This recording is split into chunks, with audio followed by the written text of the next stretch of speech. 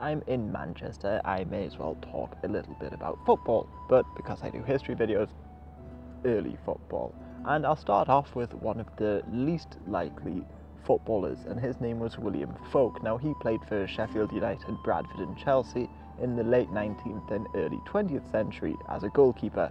But what's interesting about him was he was about 24 stone or 150 kilos. Now, he was apparently a very angry man and would often storm off the pitch and once even chased a referee into a cupboard. But given his size, he attracted quite a large crowd, and children were employed to get the ball for him. And if you believe some sources, this essentially laid the foundation of ball boys in English football. As for the most interesting club, I think that goes to Corinthians, but first I should talk about professionalism.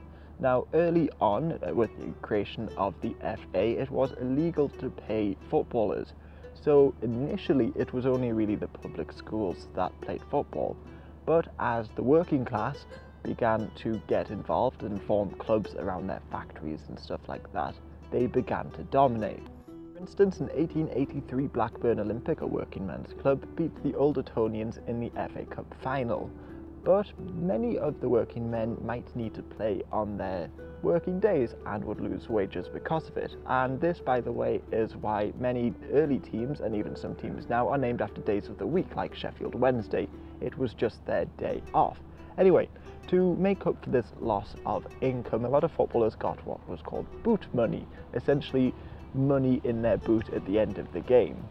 However, when Preston North End fielded paid players, many teams left the FA, so the FA just made it legal to pay players. However, one team decided to keep the old amateur ethos, and that was the Corinthians, and they only ever played friendlies, but still became a pretty formidable team. After all, many of their team played for England, and they were able to defeat the league champions Blackburn 8-1.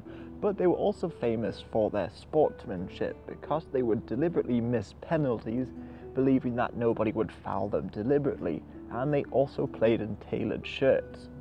They also had a huge influence in exporting football. They used to have tours that would attract huge crowds, and one of their players, Charles William Miller, helped introduce football to Brazil, and of course Corinthians in Brazil is named after them. And Real Madrid in fact chose their home kit, the white, to sort of emulate the English Corinthians. Otherwise, hooliganism was just as rampant back then, if not a little more so, and Preston seemed to have had the roughest fans that I could find anyway.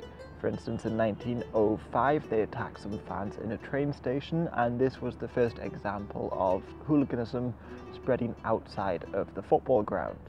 But 20 years earlier, Preston players had rocks thrown at them by Aston Villa fans, and in the 1880s, for a time anyway, Preston gave out free tickets to women, hoping that the men would sort of tone down their behaviour if more women were at the games.